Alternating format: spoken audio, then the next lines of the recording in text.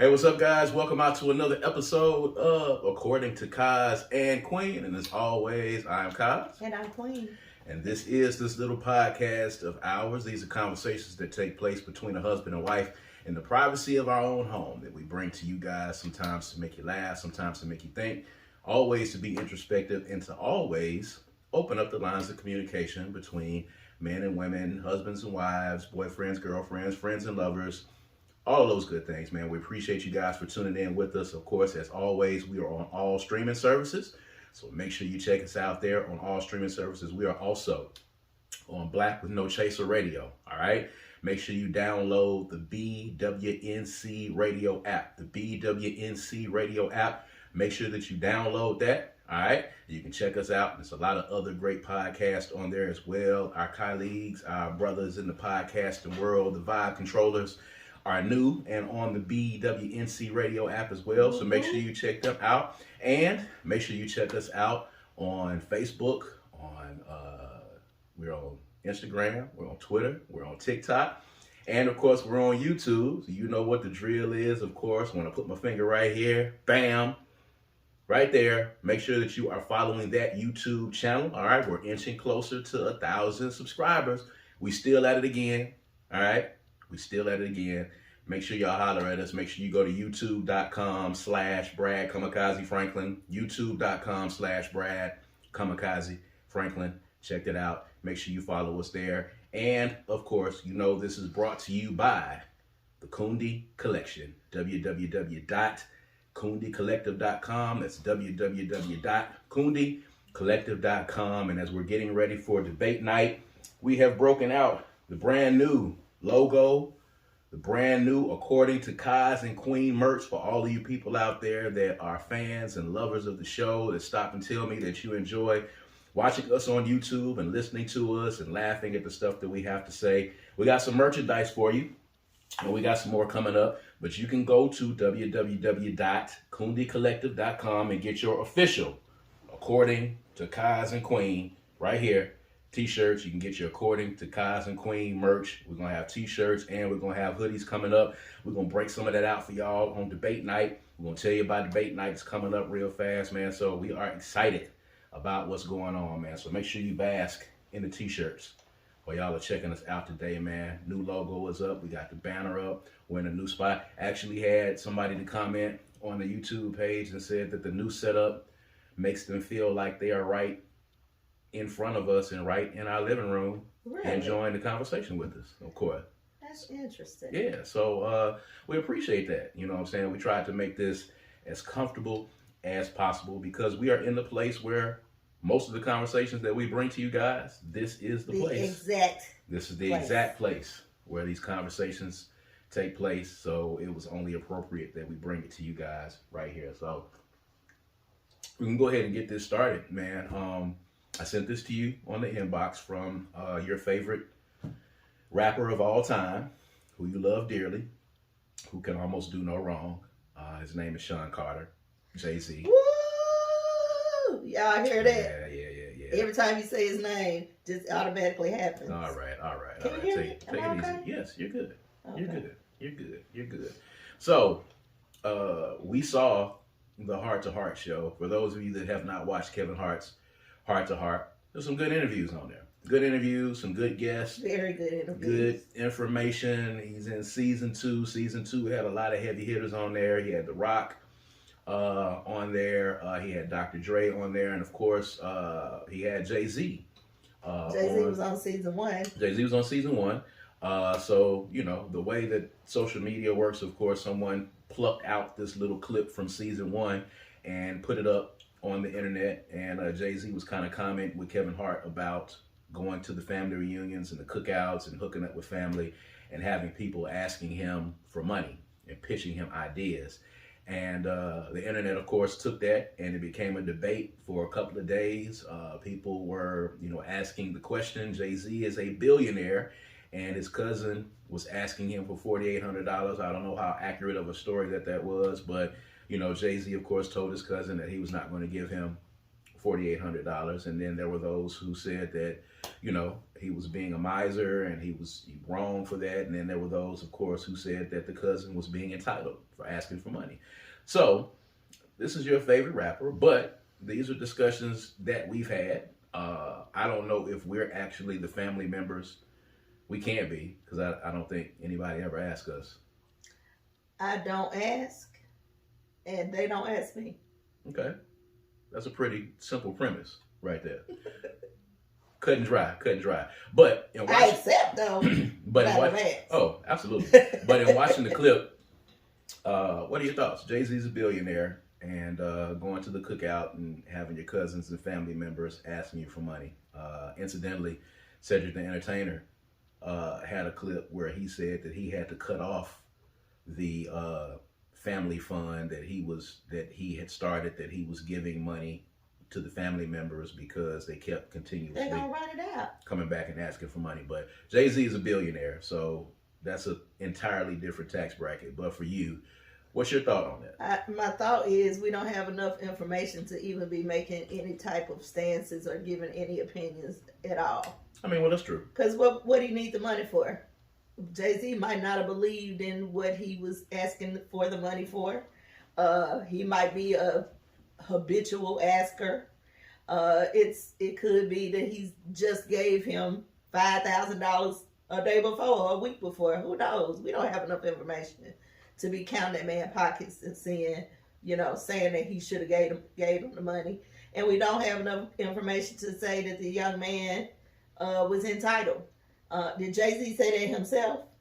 He didn't say that the cousin was entitled. He did not say that. He just said that he wanted to be able to go to the family functions without being asked for money. I mean, when you think about it, if you're the successful person in the family that everybody comes to with their, I have this grand idea, I need your help, give me this, give me that, give me this. That's got to eventually become a little worrisome. Like you're going to run the man off from coming to the family functions if you keep on doing it, I don't have that much money, but I can understand how it's the same kind of thing as going to something family related and getting pulled into the side room and, asking for my expertise on something every 5 or 10 minutes. Now, my family doesn't do that, but I know that there are people who, work in my line of work who are actually going through this sort of thing. So that doesn't happen to you? No, I don't think so. Not really. If it does, it doesn't bother me. Okay. It does. It's not to the point to where it's intrusive. Mm-hmm. I'm actually happy to help. Mm-hmm. Mm-hmm. I actually, with my particular family, I actually, find pride in the fact that they may want to hear from me. I mean, it's always good to be needed. Yeah. Or, your expertise or wisdom to be. Because I'm the baby. So anybody who asks me for any information is going to be older than me. So if you want some words of wisdom from me, I'm elated. That youngest and oldest dynamic that we have in the family, because the experiences it's a big deal. It is. They are different. Yeah. For you being the baby of the family, that definitely is a real thing. So for you, it's like, hey, you want to know my opinion on something? Sit down, Come on and sit down. For me, it's everything. We need to know your opinion on everything. What do you feel on everything? Even the stuff that you don't even care about. What do you think about it? What do you think we should do? Well, hell, I don't know. I don't know. I don't know. But, as the oldest, of course, they're going to ask. There's a certain responsibility that comes with being the oldest. And now with my parents being gone, now being pretty much the patriarch of the family. So all of that stuff tumbles uphill, then tumble downhill, then tumbles uphill. But I don't think a lot of people, first of all, I don't think a lot of people understand, and I was saying this the other day in another conversation, I don't think people understand mathematically how much money $1 billion is, first of all. So I can see both sides. So here's my both sides, my flip sides of the coin. First of all, a lot of people don't realize how much money $1 billion is. Okay, $1 billion is not like a few million or 100 million or something along those lines. $1 billion is an enormous sum of money. I think somebody compared it to somebody having $50,000 and somebody asking you for a dime. And you've got $50,000 here in a briefcase, and somebody asked you for a dime, and they were saying this is the equivalent to Jay-Z of him giving someone a dime, and he wouldn't do it. $1 billion is an astronomical amount of money. You know, he could literally give out millions, probably $1 million to each of his family members. He could give that out, and he would still, you know, have a lot of money. Still. How do you know that? That's because that's how much $1 billion is. He has his money invested or tied up in. You don't know. I mean, of course, he doesn't have it liquid. You know what I'm saying? And, like, you know, everybody knows. Okay, that, can we normalize staying out of folks' pockets? I'm with that. I'm with it. Because this is about to piss me off. I'm with it. You don't know what that man got to do with his money. First of all, take it easy. Okay, this is not an indictment on Jay-Z. I know you get a little touchy. Sounds like it. It's not. I'm about to make my point. Okay, make your point. If you let me get there. All right. Get the weight off your shoulder. Hey, listen. First of all, I can see the cousin's point of view, and I can see the people who argued that point, because $1 billion is a lot of money. We don't know how he has it. We don't know if it's in assets. We don't know if it's in real estate. We don't know what's liquid. He probably doesn't have $1 billion in the bank, but he could be worth $1 billion. So that's a different, you know, scenario altogether. That's A. On the other side, we don't know how irresponsible this cousin is. We don't know who this cousin is. We don't know if he's given this cousin money previously. We don't know if he's given out a lot of money to the family previously already besides this cousin. And we don't know what was the nature of the conversation when he came up to Jay-Z and said, hey, I got this idea. Give me $4,800. First of all, let's normalize for people, if we're going to normalize not counting people's pockets. If you do have a family member that's affluent, that you think might possibly be able to fund a dream that you have, you don't go to them at the family reunion and pull them to the side and say, hey, I got this idea for XYZ, give me $4,800. And then sit there for 20 minutes and try to explain to them the idea. You're going to explain the idea and tell them how great it sounds. You're going to tell them that this is a fantastic opportunity, and you're going to try to make it with your words. You're going to try to paint a picture for them as to why they need to invest this money in you. You ain't got a business plan. You don't have anything written down. You don't have a return on investment. You don't have any of those things. And you don't have his attention, because when he came here, he came for leisure. Yes. He did not come for business. Mm-hmm. This is not the appropriate time to be coming to him to say, invest in me. And he's coming there to kick it and relax and be himself and to be Sean instead of being Jay-Z. Like, you know, that's not the appropriate time for that. It's not. You know, take a meeting.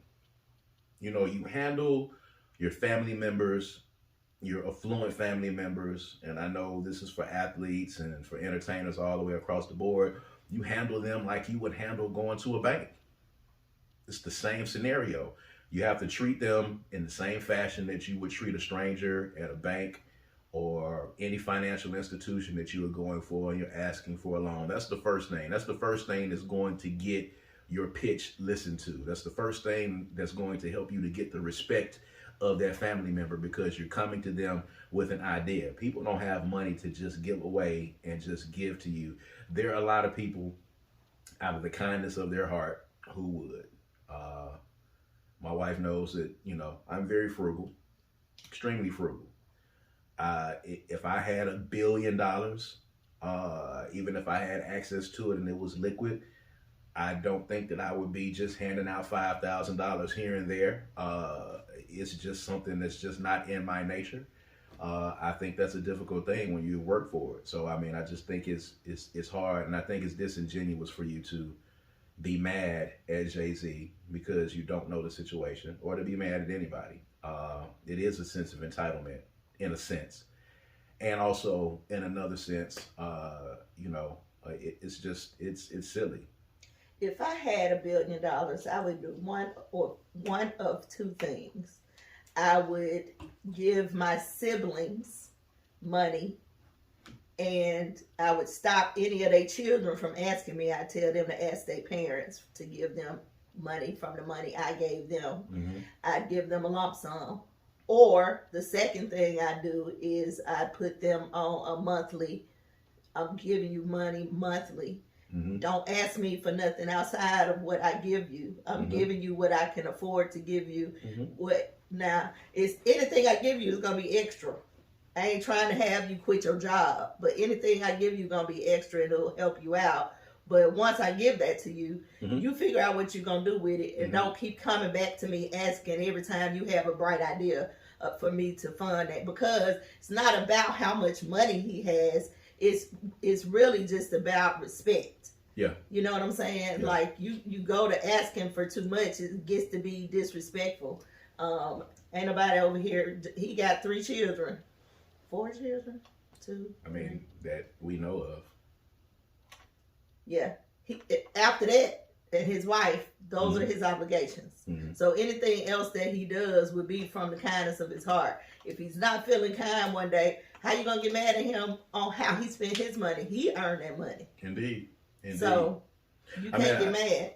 I think. But I ain't mad at him for shooting his shot. Shoot your shot. You got to. You got to shoot your shot. You got to shoot it because you don't know what mood he's in. About when to shoot your shot. Yeah, and it's also good for you to go ahead and take that idea and start working on it, and maybe showing them that you already got some motion on it, and that also helps. You know, coming to them with the idea, you know, at its infancy stage, and you just trying to birth this idea. Sometimes people have to see that it works. Most times. If you're an artist, you know, show him that you have some motion. Show him that you've got some traction on social media. Show him that you've got some traction on Spotify, and you want to do X, Y, Z, and then you might be able to do that. You know, if you want to open up a food stand, show him that I've got a little motion on this already. I've got the truck, or I've got the idea for setting up here, or this is going to be the menu. You know, have all of that together.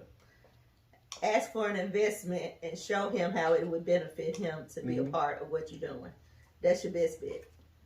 Asking for a handout is always going to be way down here, as opposed to asking for an investment. And, you know, if it's for business. It could have been this dude saying, I want to buy an engagement ring, give me $4,800. Could have been that. It could have been anything. And he might have been like, you know, yes, you buy an engagement ring. You the one want to get married. You need to earn the money to buy your engagement ring. He may be actually trying to teach this young brother how to be a man. Yeah. We don't know what that was about. So I think the judgment is premature. And a lot of times, if they are affluent like that, they may not even be looking for the money to come back to them. But they want you to at least have some respect when you come to them for putting that together. And I think along the lines of what you're saying, you know, I do the same thing. I'd sit everybody down and say, hey, here is your lump sum. You can do X, Y, Z, or I'm going to give everybody a lump sum. You got to come in the room. You got to tell me what you're going to do with the money, or do the monthly stipend thing and tell them to tell their kids. The answer, I think I agree 100% with how you would handle that across the board. I think that's the easiest way to do it. And even in doing that, when you talk about, you know, the article that I read on Cedric the Entertainer, even when you do that, somebody's going to keep coming. Yeah, and for sure. He had money set aside in a fund for the family just to stop this issue from happening. And I think it was $25,000, if I remember correctly. And he said he had to stop doing it because people got entitled to it. Mm-hmm. Now that, yep, I can see that being the case. So you can have somebody in the family that will screw it up for everybody else. Because if you give it to them one time, they're going to come back again. They're going to come back again, again, and again. That's true. And they're going to use, and you know, I can't even fathom being in that position, you know, to have people entitled, first of all, and then constantly using I'm your cousin, I'm your brother, I did this for you in the 6th grade. You was a sellout. You not taking care of the family. You the XYZ. That's a very difficult decision to be in. Position to be in. It's a tough spot to be in. So even in Cedric trying to be good to his family, he still had to end up cutting people off. You know, at the very least, come through and let me give you a job working in my camp and doing something. And I can just pay you a salary, and then that's cool. And I don't have to worry about you, just sitting around and asking. You know what I'm saying? This idea of asking people for money that they earned is bothersome for me. It happens. I mean, if you're in a hardship, that's one thing. But just because I got it, you asking, that's troubling. I mean, yeah, but it's human nature, and it's going to happen at the end of the day. But, I hate it for Jay-Z. I hope he's able to go to the cookout. I hope the interview, and I hope it going viral, maybe help some people in his family to not ask. Who knows? But you got potentially or probably the biggest hip-hop star, biggest hip-hop mogul that exists in the world at your house for the cookout, and he trying to chill. He's right there. I get it. You're trying to ask that question. You never know what mood he's in. That's cool. Drake gave somebody $50,000 at the concert because he had broke up with his girlfriend. So, maybe you can shoot your shot. Maybe you win. Maybe you don't. I don't know. At the end of the day. But speaking of that, and speaking of celebrities, and speaking of celebrities going home, I sent you this too as well. There was a study that was done, or an article basically that was done that talked about celebrity worship and people who worship celebrities not having very good cognitive skills and some other things along those lines. But we've talked about this in the past, and of course these are conversations that I've been in on social media as well with a lot of the people who are huge fans of the former coach of Jackson State University. But celebrity worship, which is kind of appropriate because you're a huge fan of Jay-Z. I ain't worshiping him though. Yes. It's a gigantic difference. There's a line. So in your opinion, where does that line exist in your love of Jay-Z? However, you do at times dismiss things that could possibly be fuckery, of course, with people that you like. But what is the line? I'm a super fan. You're a super of some fan. people. Yes. I am not a worshiper. Right. So what's the line for you? What do you consider the line? They human. That's the line. That's it? That's just the line? That's it? Because they're human? I can't go no further. Like, I can't worship them because they are human. They are just men who've been fortunate, you know what I'm saying, to have a different type of life than I have. But, there's a connection. You're able to build a connection. But outside of that connection, worship, no. So... That's all I got. Worship, no. And it's kind of cut and dry like that. No. I don't think anybody would admit to worshiping these people, though, would they? Okay, so when I say worship, I don't mean in the sense of, when Peter Griffin on Family Guy went and he started the Church of Elvis and like worshiping Elvis, like. Oh, okay, because that's what I'm thinking. Yeah, it's not that. It's the pictures and the videos. I saw somebody posted a video of a guy who was at the Beyonce concert, and Beyonce came out on stage and he started crying. And the reach out, like the people hand. who was falling out at the Michael Jackson concerts. Michael Jackson, I think, will probably be, for us or our generation, will probably be the go-to when you say celebrity worship. But now Beyonce being the closest to Michael Jackson like that we have. Mm-hmm. There was a picture of a guy. He was weeping. He was literally weeping as if Jesus had just descended from the sky and landed on the stage. He was weeping. It moved him so much. And that's a guy that I think that if you said anything bad about Beyonce, he might kill you. Mm. Was this at a concert? This was at one of the concerts, one of the Renaissance concerts. Well, I'm going to tell you, from what I've seen and the people I have spoken to,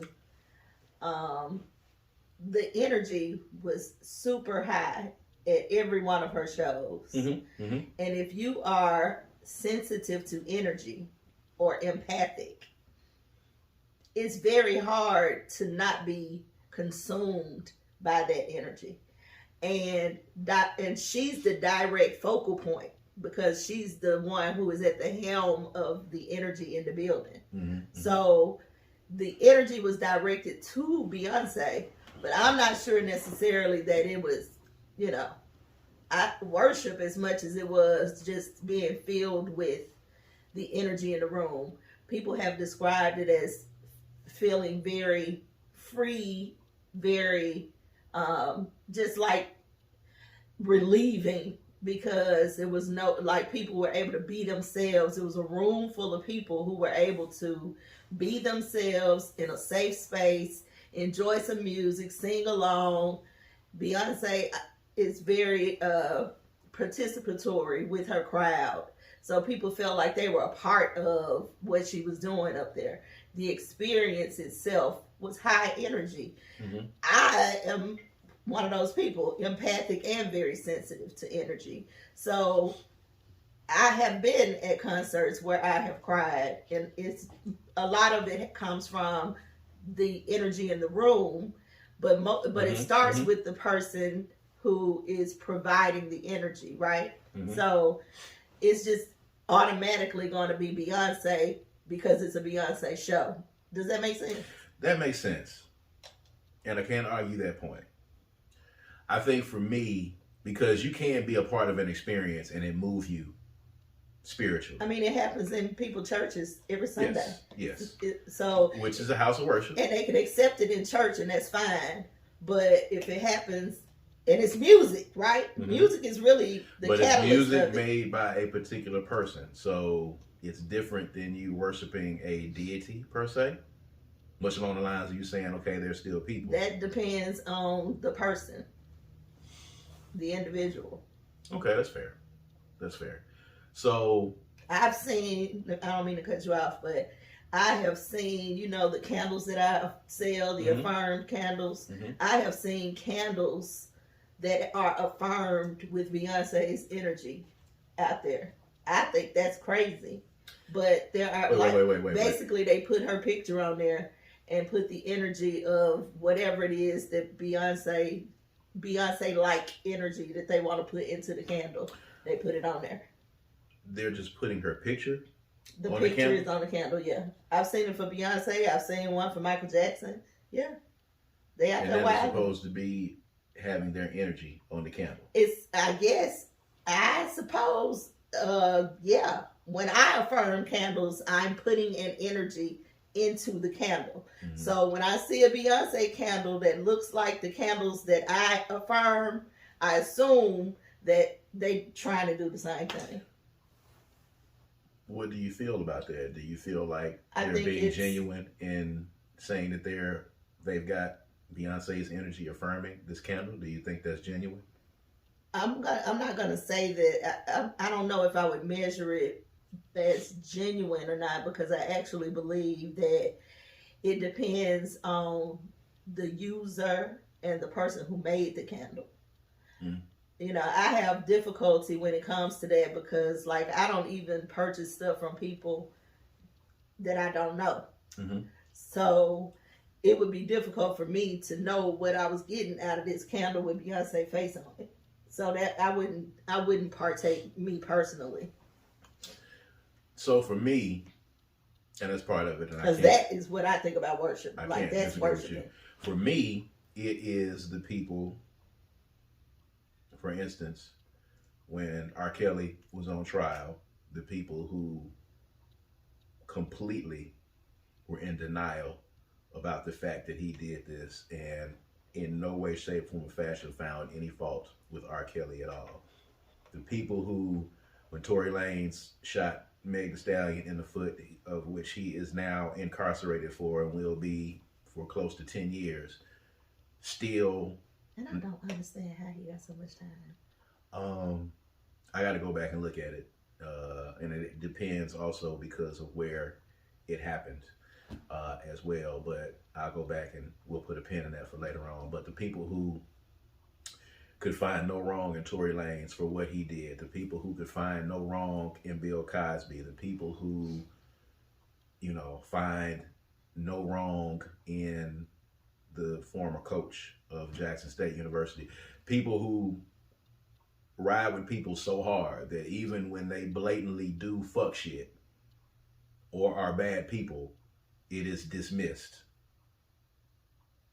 That for me is what celebrity worship is, because then at that point, you know, that's in essence to me, it's like a Christian can find no fault in Jesus Christ,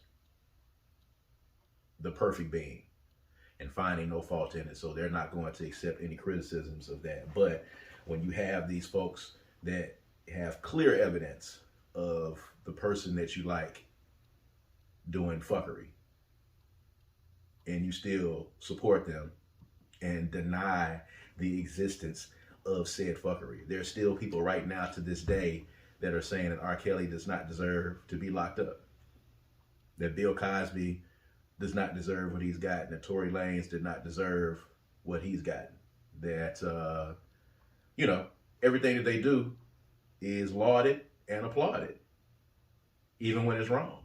And that, for me, is what celebrity worship is. Okay. I think, you know, there's a lot of people. It took a lot of time to come on board with understanding that R. Kelly is, you know, a creep who did creep-like behavior and deserves to be where he is. Bill Cosby, all of the great things that Bill Cosby did, yes. To me, does it take away from what Bill Cosby did? No, he did a lot of great things. However, a tremendous character flaw and a tremendous error in judgment can wipe out a lifetime of good shit if you're not careful. And for those who still support it, that to me is celebrity worship. And they do it with a lot of people, a lot of times. That's what I feel. Is there anything that Jay-Z could do to have you to say, hey, I can't rock with him anymore? I cannot write. Because I think you're about to give me an example of what I would call celebrity worship right now. So I'm gonna throw. By your definition, I guess I would be a celebrity worshiper, because in terms of speaking about Bill Cosby, I don't think what he did wipes away the goodness that he's done. Doesn't wipe it away. It still exists. It's on record. You just said it wipes it away. It's on record. I see. For me, it doesn't. You know, it just doesn't. But I can't righteously think of what Jay-Z could do. Rape somebody, maybe? Okay. I mean, he muffed a girl in the face. That didn't do it. Well, you know, they said at that time he was just playing.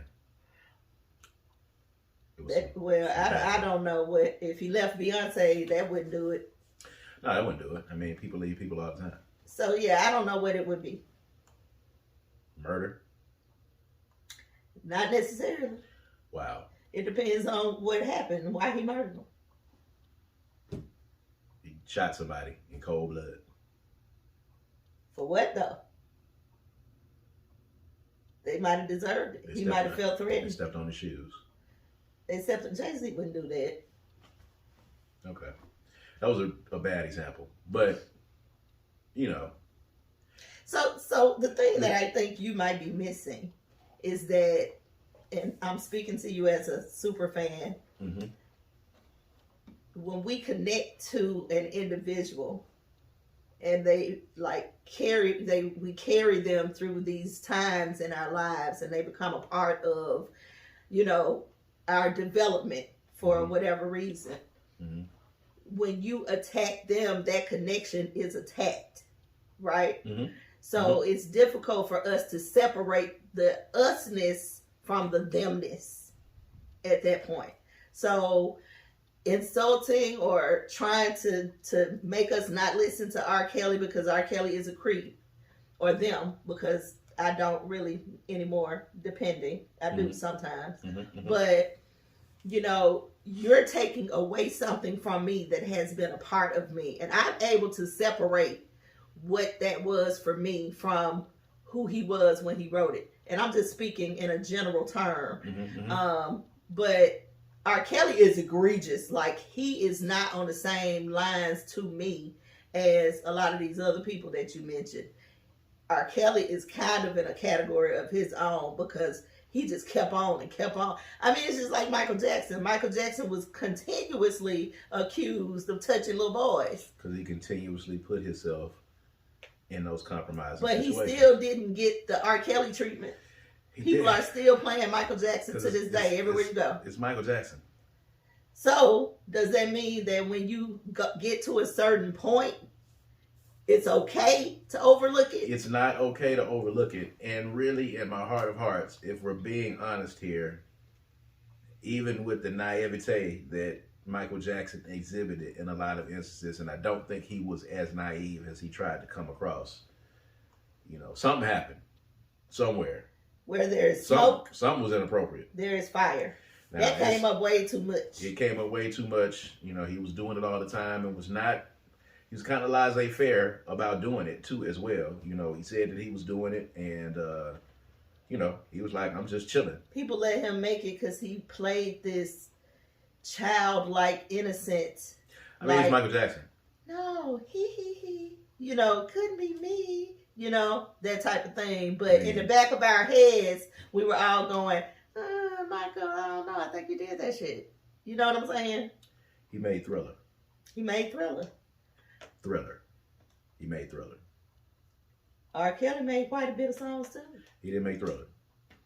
He made you can name all of them. It was not Thriller. So it's a whole generation of kids out here right now that are here because R. Kelly made 12 Play. And Sex Me. And the remix of Sex Me. And the remix of the remix you of know, Sex Me. I hear you say that, and I hear people say that all the time. You know, all right. Okay. Let's move along. I can't argue that point. But anyway, I think there's a difference between super fan and worship. It seems like to me, for you, both of them are one and the same. Do you think that people who worship celebrities in that sense, in whatever sense, do you think it can be scientifically proven that they lack good cognitive skills? I read that article. It was didn't really jive well with my mental capacity. Really? Nah. It seemed like a reach to me. Maybe. But I only did read that one article. I am willing to do more research on that thought process, but it just seemed like a reach to me. About whether or not scientifically, if you can prove that people who are really in depth and there's probably an argument there somewhere deep down up in there. You could probably make the point. Yeah. But it probably needs to be a little bit more research on it. At any rate, moving on to the last thing I wanted to talk about.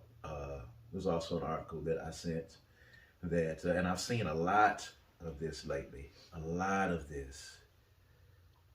There is a sentiment from a lot of people out there, more so than I've ever seen, for not wanting to be married, not wanting to have kids.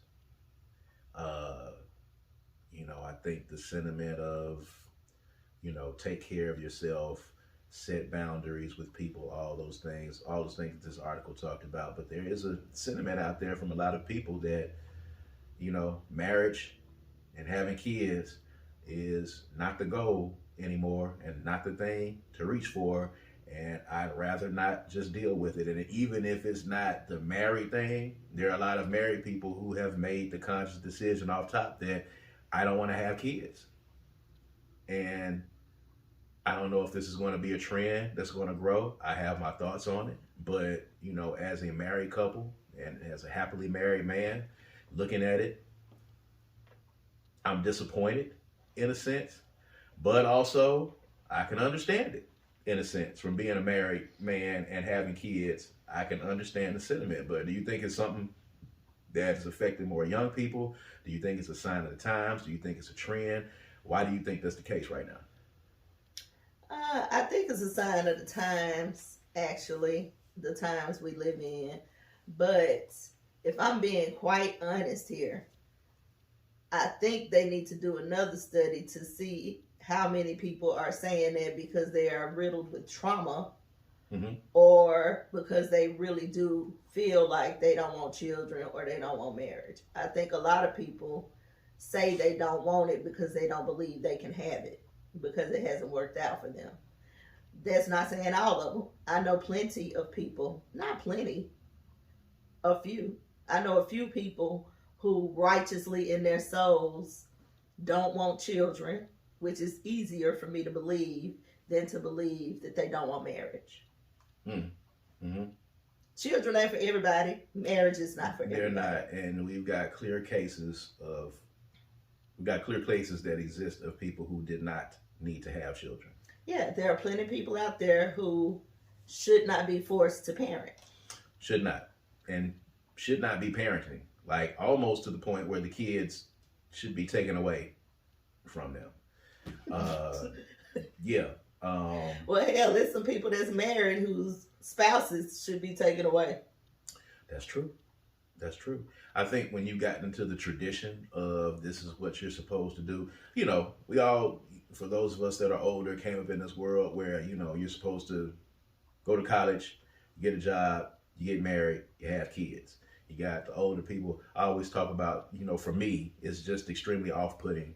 You know, we watch The Neighborhood. We're fans of The Neighborhood. And Pam, I keep calling her Pam because that's how we know her. But Tachina Arnold, her character on The Neighborhood, was always pressing up on her sons to give her grandkids. Like you are almost putting pressure, unbelievable pressure on your sons to give you a grandchild because you want a grandchild.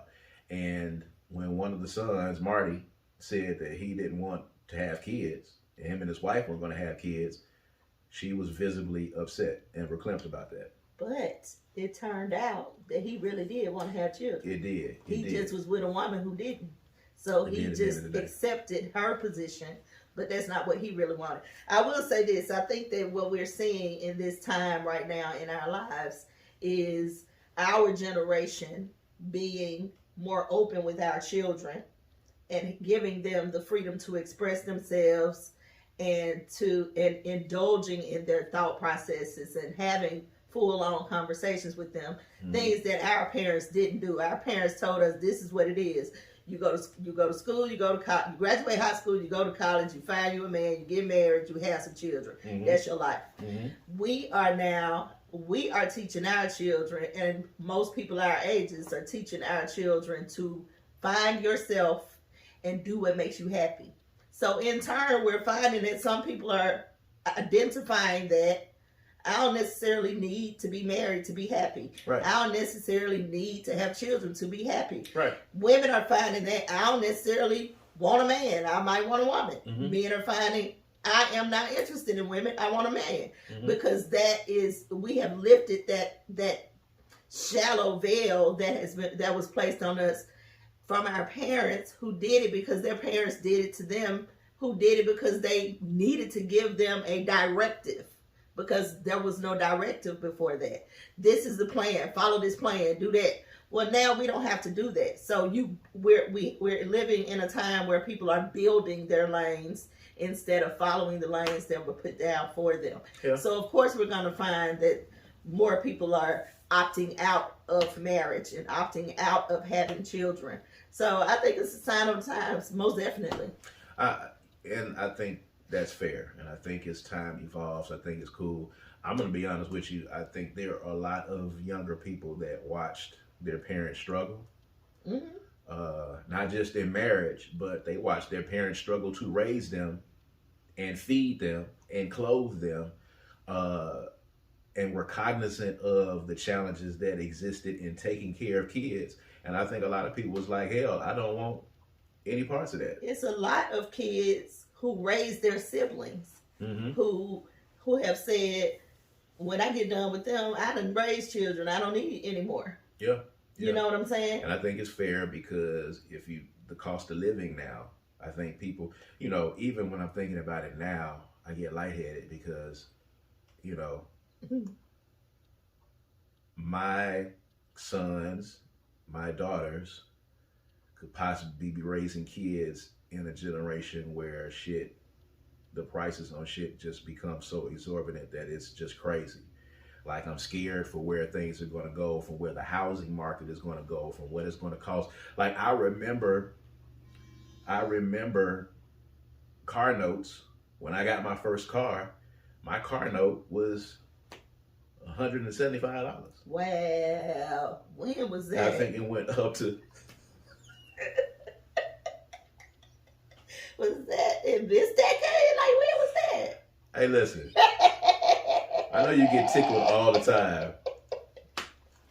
You try to imply and make reference to my age. And mind you, I love your age. you're not that far behind. I love But, your age. you know, we're talking about the early 90s when I got my first car. Car notes was $175, $200 something dollars. I had a brand new Nissan Sentra. It was a brand new Nissan Sentra right off the lot. Wow, that was a good deal. I had a car lot story similar to the one that Ali Sadiq had, because I took my uncle Keenan, that I rapped about on the Crooked Letters album. My uncle Keenan went with me to co-sign for me for my first car, and the experience was almost similar because he had to go with me to co-sign this car after one of his nights of being out till early in the morning. He had been on a bender, and we had to find him and grab him, and he had to go with me to the car lot place for me to get this car. He must have had super good credit. That's probably how you had such a low rate. He worked at, a lot of people don't know this. We're in Jackson, Mississippi, of course, and I'm talking to you, but there was a furniture factory that was right on Livingston Road, right before you get to the Jackson Medical Mall now. And the building is abandoned. And I'll show it to you, or show you the lot when we drive by it one time next time. Anyway, he worked a good job and retired from the job. He worked in this furniture factory and worked there all his entire life. Had retirement, pension, all of that stuff. You know, in those days, people were very adamant about keeping their credit good. You know, getting a pension, getting my retirement, getting my benefits, all that kind of stuff. All that was there.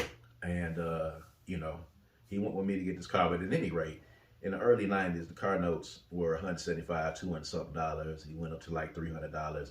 Now, like, you know, one of my sons is paying close to $700 a month for his car note for a brand new car.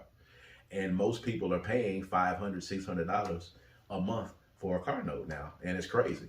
You know what I'm saying? I was looking at someone who posted about the housing crisis, and here locally, you know, there was a 3-bedroom, 2-bathroom house, and the rent on it was $2,200 in Jackson. And I don't know, for in other places, I know it's probably even worse than this. I know if you're living in New York or Chicago and places like that, in metropolitan areas, the price of living is just getting out of hand. You almost can't be married and have kids because another person just in your cipher, just around you, is going to raise the cost of living for you exorbitantly. If you got to go someplace where you got to actually live with somebody else, or if you got to raise kids in it, like, I think people are like, look, I don't even want to put myself in that position. You know, people are opting out of going to college and getting loans so that they don't have to owe student loans. I think we have shown them how crazy stuff is out here these days. And I think this younger generation of kids is like, hey, we don't want to have to be burdened with that, because it's those financial burdens that we have right now that have our economy in the state that we have it in. And kids are expensive, man. Mm-hmm. Kids are expensive. You know, we got a 13-year-old wants to go to the fair, and the turkey legs are $20 at the fair now. I remember when they were $7. Mm-hmm. They're $20. Mm-hmm. You go with $20, you basically broke. You go to the fair. And this is a 13-year-old. So just imagine us who loves the fair food. I can't wait to go get it, but just imagine going in, you about to spend $80, $90. And you ain't rolled nothing, ain't played nan game. Ain't rolled nothing, ain't played nan game. You know what I'm saying? Some people are going to take a date to the fair, and they going to spend $200 at that fair within 20 minutes and ain't going to even have sex afterward. It's going to be terrible. Fair is not an automatic sex date. I don't know where you coming from, but fair date. I'm talking about just on the normal thinking pattern. It's not a date you take somebody to. It's usually like a family thing. You don't take somebody on a date and expect, unless you take them somewhere else after. You don't automatically assume sex is happening after a fair date. If I was driving, I come to pick you up. We're in college, maybe even as far back as being a senior in high school. If I come pick you up in my folks' car and we go to the fair, we finna pull up in a nook and cranny somewhere on that lot. All right. Touche. And get some fair loving. All right. Okay. Good to know. Really? Good to know. Did you have some fair dates? Did you go on fair dates? Mm-mm. You didn't? You're my only fair date. That's a lie. He never believes anything I tell him. Your only fair date? I've never been to the fair on a date with anybody except you. Really? Yes. Oh, well then maybe that's why I've you don't been to the understand what I'm fair saying. in groups where there were boys and girls, but that wasn't a date. There was a guy in that group that you was liking, right? Yeah, but we didn't come together. You I didn't went with necessarily my have to come girls, he together. came with his boys. Most of the fair dates are meetups at the fair. That ain't a date to me. It ain't? Mm-mm. If you're in high school, it is. It wasn't a date then either. Really? Okay, well, that's cool. All right. Well, I'm sure the fair is coming to wherever you are if you're listening to us right now. The fair is actually in Mississippi right now. So, if you're listening to us in Mississippi, enjoy the fair. If you're someplace else, the fair has probably been there, and you probably already had your fair date. And if you have, I hope the night ended well for you if you spent money on turkey legs and cinnamon rolls. Hope you got some. Yeah, I hope you got some. I'm just spending that kind of money right off the bat, ladies and gentlemen. But at any rate, before we go, can I say one thing? what's that? I want to give a shout out. Give a shout out to my African dance and drumming team. Yes. I have been taking an African dance class and drumming class for the last 2.5 months. And we just ended last weekend. And I just wanted to say thanks to Dr. B. Rob. You are amazing. Thank you for bringing this opportunity to so many of us. It was a wonderful experience. I thought I was just going to be going in. My thought process was that I was going to go in there and it was going to bring me closer to my ancestors and help me spiritually be able to tap in another way besides meditation. I could be drumming and dancing as a way of staying connected to my ancestors. But it turned out to be a very, very insightful experience for me personally. It made me have to deal with my weight, my ability to, my age, don't move like I used to. In my mind, I'm still able to do some of the things that I did at 20. My body is like, wait a minute, who told you that? We don't move like that anymore. Then I had to learn how to stay positive in the act of being bombarded with negative emotions, because I was losing confidence in myself like every class that I wasn't able to do something. So I'd have to come back after every class and deal with that thing because I didn't want to hold it. So I had to deal with that lack of confidence that I was going through and feeling kind of disappointed in myself. Dr. B. Rob and some of the other coaches were very, very supportive to kind of keep encouraging and whatnot. I thought about quitting every single weekend. That's I cried often. That's true. But I pushed through. Thanks a lot for you for being encouraging, for Dr. Rob and the team for being encouraging, but also for the ancestors who I know continuously whispered in my ear saying, you can do this. I put too much pressure on myself, and the ancestors continuously told me, you're doing way too much. Like, I just need you to come to the class. All you got to do is show up. We'll do the rest. And I felt that every time I was in there. It was very moving experience, but it was not just about dancing and drumming. But I just feel really great to have made it through the whole class. Mm-hmm. I really thought I was going to quit before it ended, and I did not. I was able to lose a couple of more pounds. I was able to become more or reconnected with my body, which I didn't even realize I had become unconnected. But I was able to reconnect with my body. I have some things that I can now do on my own to stay connected to my body, which is very important, ladies. Don't let yourself get disconnected from your body.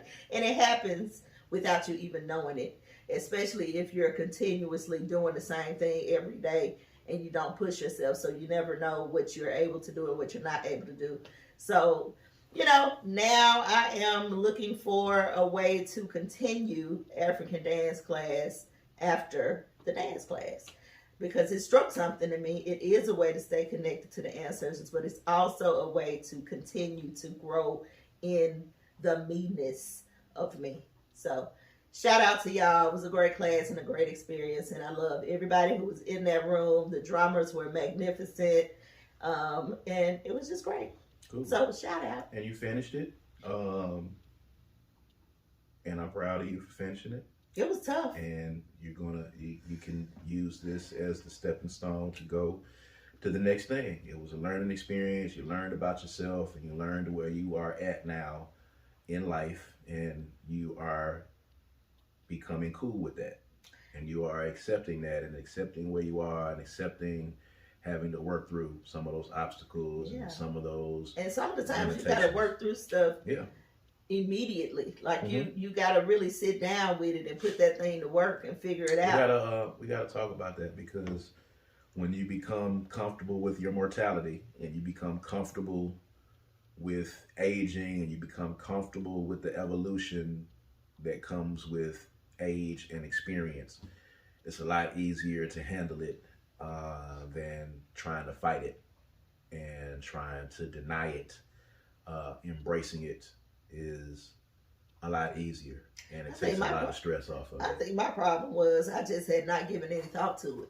Yeah, I know when I get on the treadmill, I got to stretch first. When I wake up in the morning before I go to the gym, I know I got to stretch first. My body ain't what it used to. Yeah, I know that. But dancing, in my mind, some kind of way, I felt like that wasn't the same thing. I could still do that, Mm-hmm. But knees ain't the same,